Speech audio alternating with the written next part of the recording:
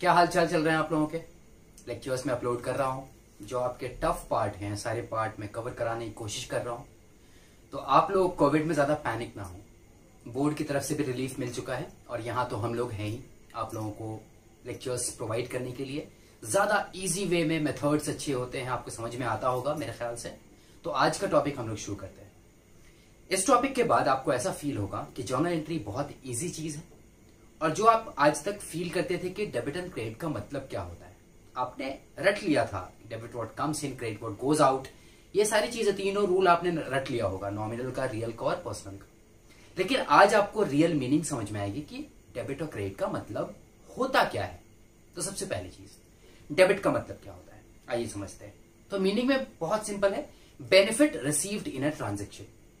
और क्रेडिट का मतलब क्या होता है, benefit given in a transaction. अब एग्जाम्पल के तौर पे ये मेरे हाथ में एक वॉच है, ओके।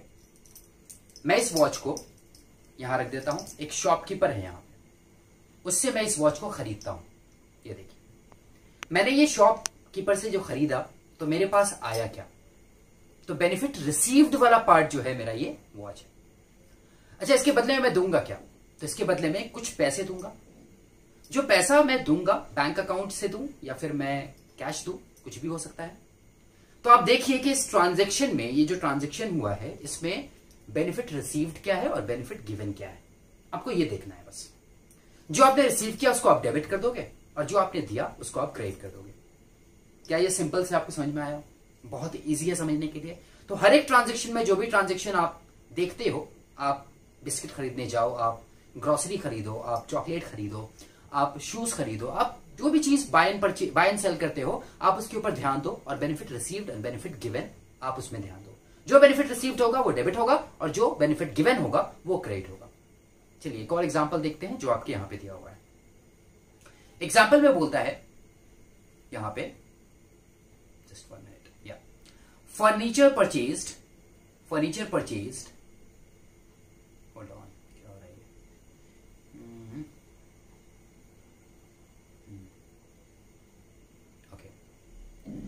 सो यहां पे बोलता है फर्नीचर परचेज्ड फॉर 1,50,000।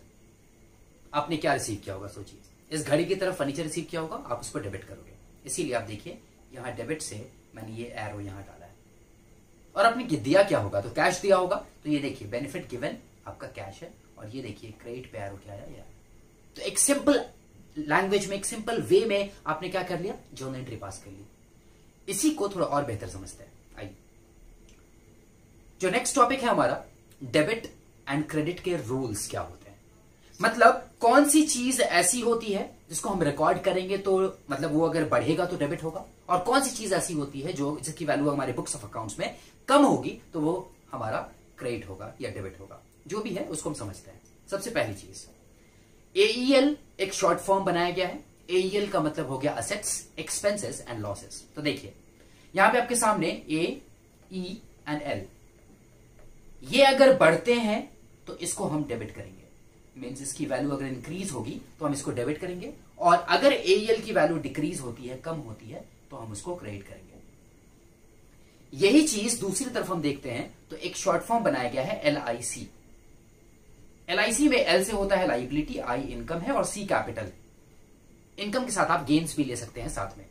तो ये तीनों अगर एलआईसी बढ़ जाता है तो उसको हम क्रेडिट करेंगे बुक्स ऑफ अकाउंट्स में, और अगर एलआईसी कम होता है तो हम उसको डेबिट करेंगे। बहुत सिंपल है समझने के लिए। एईएल अगर बढ़ेगा तो डेबिट, उल्टा क्रेडिट। एलआईसी अगर बढ़ेगा तो क्रेडिट, उल्टा डेबिट। एक ट्रांजैक्शन देखते हैं और उससे समझने की कोशिश करते हैं हम लोग। तो ट्रांजैक्शन में बोलता है कि x limited took loan from IDBI bank.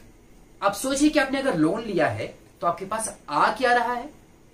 तो सबसे पहली चीज, लोन आप लेते हो कि पैसा आपको मिले, बैंक अकाउंट में आपके पैसा रिसीव हो, मनी रिसीव हो। इसका मतलब आपके पास रिसीव जो आप एक्सेप्ट कर रहे हो, वो एक्सेप्ट कर रहे हो बैंक में बैलेंस, मतलब मनी रिसीव्ड। तो देखिए यहां पे मनी रिसीव्ड वाला पार्ट आ गया। मनी अगर रिसीव करते हो तो क्या बताइए आप, क्या आपके पास इंक्रीज हो गया, तो असेट इंक्रीज हुआ, और एईएल का रूल लगा करके आप असेट इंक्रीज और डेबिट आपने कर दिया उसको। दूसरी चीज, आपने जब लोन लिया तो लोन क्रिएट हुआ, लाइबिलिटी क्रिएट हुई। लोन क्रिएट मतलब आप बाद में पे करोगे ना उसको, लोन को, तो लाइबिलिटी क्रिएट हुई। लाइबिलिटी बढ़ गई या कम हो गई, ये सोचो पहले। तो लोन क्रिएट हुआ है मतलब लाइबिलिटी बढ़ गई है बॉस। और लाइबिलिटी अगर बढ़ गई है तो सिंपल है ना, आपको रूल सिखाया ना LIC वाला, अगर LIC इंक्रीज होगा तो क्रेडिट होगा। तो यहां पे देखिए क्रेडिट हो गया। पहला मेथड लास्ट पेज पे था, सेकंड मेथड ये है जर्नल एंट्री पास करने का। सिंपल तरीके से अगर पैसा आया तो बैंक अकाउंट को डेबिट कर दीजिए आप, और जो लाइबिलिटी बढ़ गई उसको आप क्रेडिट कर दीजिए to loan from IDBI bank.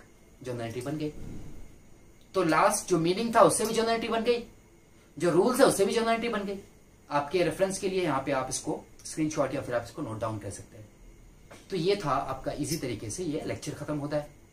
जो भी आपको क्वेरीज आती हैं इसमें आप कमेंट कीजिए, मैं कमेंट पे रिप्लाई करूंगा अगर इस वीडियो से रिलेटेड है, या फिर अगर टॉपिक कोई और है जिस पे आपको वीडियोस चाहिए अकाउंट्स इकोनॉमिक्स में, आप उसको रिकॉर्ड कीजिए, वहां पे कमेंट में पुट कीजिए, मैं उसका रिप्लाई करूंगा आप लोगों को। Thank you so much for watching this.